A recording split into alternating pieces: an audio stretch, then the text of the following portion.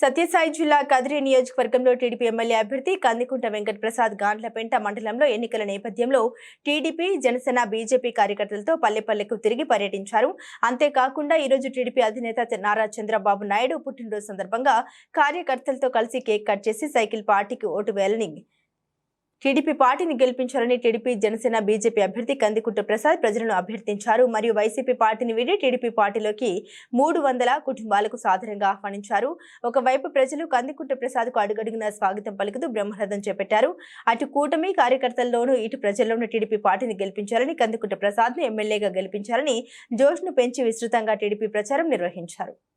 అదృష్టం చంద్రబాబు నాయుడు గారు లాంటి నాయకుడు ఈ తెలుగు ప్రజల్లో పుట్టడం, తెలుగువాడిగా పుట్టడం, తెలుగు వాళ్ళ కోసమే నాయకుడిగా ఎదగడం, చరిత్రలో ఎప్పుడూ లేనటువంటి విధంగా ఆ తెలుగు జాతి ఉన్నంత వరకు గుర్తుండే విధంగా నాయకత్వాన్ని అందించడం, 14 సంవత్సరాల సుదీర్ఘ కాలం పాటు ముఖ్యమంత్రిగా పనిచేయడం, దాదాపు 25 సంవత్సరాల పాటు ప్రతిపక్ష నాయకుడి హోదాలో పనిచేయడం అనేది ఒక చరిత్ర.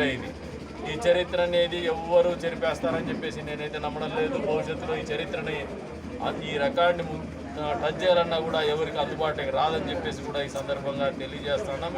ఇటువంటి జన్మదినాలు ఇంకా ఎక్కువ రోజులు ఎక్కువ సంవత్సరాలు జరుపుకునే విధంగా భగవంతుడు ఆయనకి అన్ని రకాలుగా ఆయురారోగ్యాలు ప్రసాదించాలని చెప్పేసి కూడా తిమ్మమ్మని మేము కూడా ప్రార్థిస్తున్నాం. అదే రకంగా ఆ భగవంతుడి కృపా కటాక్షాలు ఆయన మీద ఉండల్లా, భవిష్యత్తులో కూడా ఈ జాతి కోసం ఆయన సేవలు అందించల్లా, ఈ రాష్ట్ర అభివృద్ధి పూర్తి స్థాయిలో జరిగేంత వరకు కూడా ఆయన ముఖ్యమంత్రిగా ఉండల్లా, అన్ని రకాలుగా ఆరోగ్యంగా ఉండాలని చెప్పేసి మనస్ఫూర్తిగా కోరుకుంటూ మరొకసారి అందరికీ కూడా చంద్రబాబు నాయుడు గారి జన్మదిన శుభాకాంక్షలు.